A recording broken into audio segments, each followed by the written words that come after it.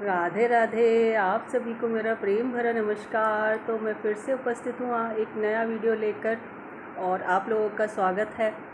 आप लोग कैसे हैं? आप लोग ईश्वर की कृपा से सब ठीक ही होंगे। तो आज जैसे कि मैं पिछले वीडियो में श्रावण मास का वीडियो मैंने पार्ट 1 डाला था, तो वो था वैज्ञानिक आधार पर। अभी पार्ट 2 मैं डालने जा रही हूँ पौराणिक कथाओं के अनुसार श्रावण मास का महत्व क्या होता है, कि श्रावण मास में क्यों हम शंकर भगवान को इतनी पूजा करते हैं, शंकर भगवान की, और क्या कारण है। तो आइए चलते हैं अपने विषय पर। और ऐसे ही मैं लेकर आती रहूँगी। अभी मैं सीरीज़ स्टार्ट कर रही हूँ कि हमारे जितने भी नित्य कर्म हैं सनातन धर्म में, उनका वैज्ञानिक महत्व क्या है। वैसे तो मेरे हिसाब से तो वैसे ही मानना चाहिए, क्योंकि जो हमारे पूर्वज कहते हैं वो कभी गलत नहीं होता। पर हाँ, अंधविश्वास ना करें। अंधविश्वास हो जाता है कभी कभी। तो उसी अंधविश्वास को ख़त्म करने के लिए मैं वैज्ञानिक आधार भी लेकर आई हूँ। और आप उस चीज़ का जो हमारे ऋषि मुनियों ने पूजा पाठ के तरीके बनाए हैं, आप सब उसका लाभ उठा सकें, फ़ायदा उठा सकें। इसीलिए मैं ये सब कर रही हूँ, और कोई मेरा कारण नहीं है। क्योंकि आजकल जो आने वाली पीढ़ी है वो पूजा पाठ में विश्वास नहीं रखती, वो अंधविश्वास मानती है। तो अपने बच्चों को ज़रूर दिखाइएगा, सुनाइएगा। ठीक है, तो शुरू करते हैं। और जो मेरा पार्ट 1 है उसका लिंक मैं डिस्क्रिप्शन बॉक्स में दे दूँगी। तो अगर किसी ने पार्ट 1 नहीं देखा हो तो आप वहाँ क्लिक करके देख सकते हैं। तो आइए जानते हैं कि भगवान शिव को श्रावण मास क्यों इतना अच्छा लगता है, क्यों इतना प्रिय है, क्या कारण है। तो जैसे कि पहले भी बता चुकी हूँ कि सावन मास में हरियाली ही हरियाली होती है, फूलों की सुगंध होती है, मन को हरने वाली शीतल मंद पवन चलती है। तो ये किसको नहीं अच्छी लगती। तो हमारे भोलेनाथ को भी बहुत अच्छी लगती है ये। और हमारे भोलेनाथ अपने परिवार के साथ, माता पार्वती के साथ और अपने पुत्रों के साथ, गणपति और कार्तिकेय के साथ पृथ्वी का भ्रमण करते हैं, भ्रमण पर निकलते हैं। और उनकी कृपा बहुत बरसती है इस मास में। तो ऐसा कहा जाता है, एक पौराणिक कथा के अनुसार ऐसा कहा जाता है कि इस मास में जो माता पार्वती हैं, उन्होंने इसी मास में तपस्या करके भगवान शिव को प्रसन्न किया था और भगवान शिव को अपने पति के रूप में पाया था, प्राप्त किया था। और दूसरी एक कथा ये भी है, तुलसीदास जी के एक दोहे से आपको शायद कुछ पता चले। हर्षे हेतु हेर हर ही को, किय भूषण तिय भूषण ती को, नाम प्रभाव जान शिवनी को, कालकूट फल दीन अमी को। तो ये तुलसीदास जी की पंक्तियां हैं। तो तुलसीदास जी कहते हैं कि नाम के प्रति पार्वती जी का इतना प्रेम है, ठीक है, इतना प्रेम जो भगवान शिव का नाम था उसके प्रति पार्वती का इतना प्रेम था माता पार्वती का, तो जो स्त्रियों में किय भूषण तीय भूषण नीको, मतलब कि जो स्त्रियों में सर्वोपरि हैं, कौन है? माता पार्वती शिरोमणि है, पतिव्रताओं की शिरोमणि है। उन्हीं को भगवान शिव ने अपना आभूषण भूषण बना लिया, अर्थात अपने अंगों में धारण कर लिया, अर्धांगिनी बना लिया। और नाम के प्रभाव को भोलेनाथ अच्छी तरह से जानते हैं।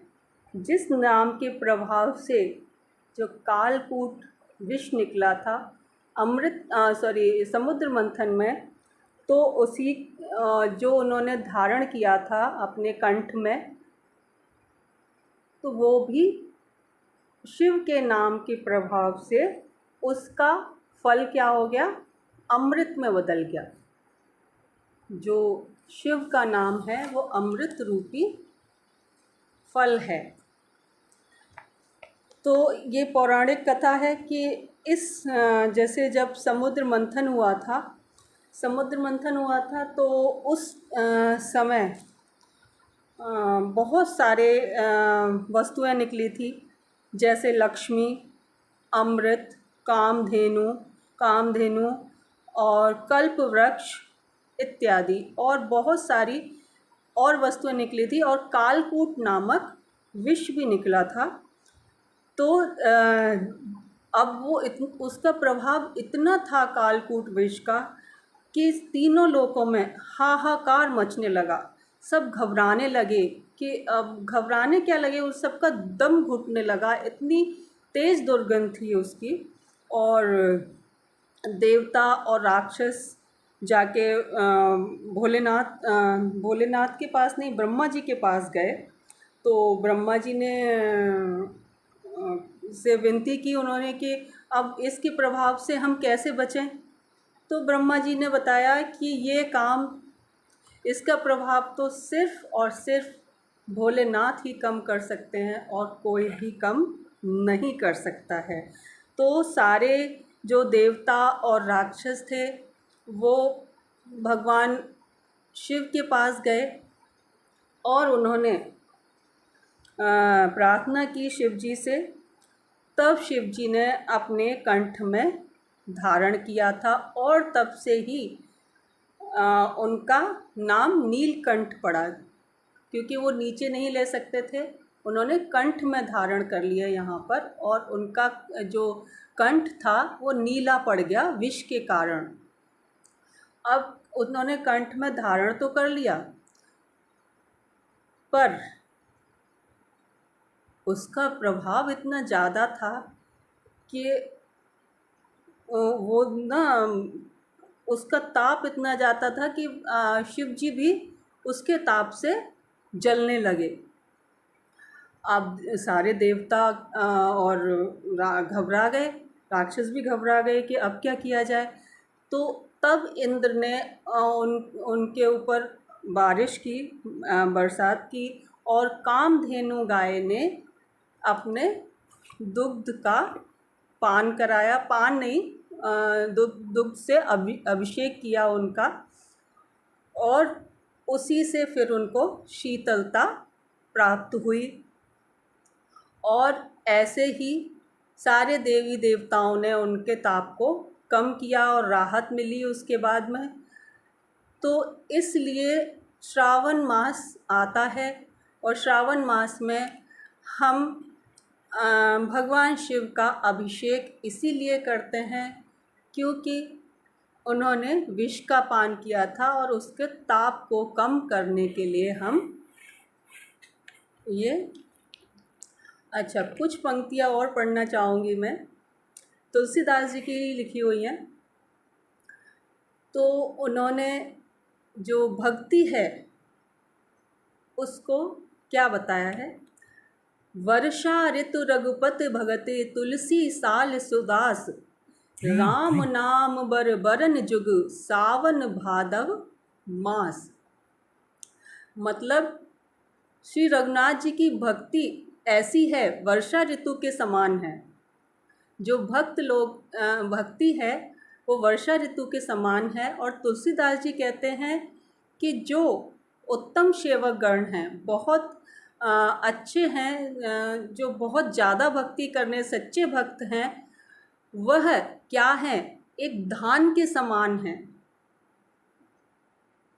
धान के समान होते हैं। और राम नाम के दो सुंदर अक्षर सावन और भादों के समान हैं। तो मतलब वो तुलसीदास जी ने कहा है कि राम नाम के दो अक्षर हैं जो, वो सावन और भादों के समान हैं। तो ये थी सावन की पौराणिक कथा, जिसका इतना महत्व है। और अभी के लिए आपसे विदा लेती हूँ। नेक्स्ट वीडियो में फिर मिलूँगी और कुछ नया लेकर, कुछ ताज़ा लेकर, कुछ अपने मन के भाव लेकर जो आपको बहुत पसंद आते हैं। और आप लोग कमेंट नहीं करते, कमेंट करके मुझे बताएं, मुझे थोड़ा सा अच्छा लगता है और मेरा प्रोत्साहन बढ़ता है। सबसे बड़ा कि मेरा प्रोत्साहन बढ़ता है कि मैं कुछ अच्छा कर रही हूँ कि नहीं कर रही, और क्या गलतियाँ हैं मेरी, मुझे नहीं पता चलता। जब तक आप कमेंट नहीं करेंगे तो मुझे पता नहीं चलेगा कि मेरी गलतियाँ कहाँ पर हैं। तो क्योंकि मैं भी इतनी परफेक्ट नहीं हूँ।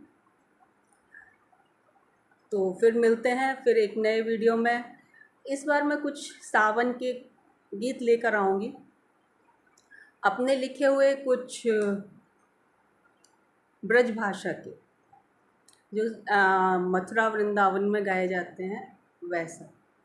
तो इंतज़ार कीजिए, वेट कीजिए, और मेरे चैनल को सब्सक्राइब ज़रूर कर दीजिएगा, ताकि मैं जो भी आपके पास डालूँ, जो भी डालूँ, नया वीडियो डालूँ, तो आपके पास पहले नोटिफिकेशन आ जाएगा। और बेल का आइकन दबाओगे तो सबसे पहले आपके पास ही आएगा।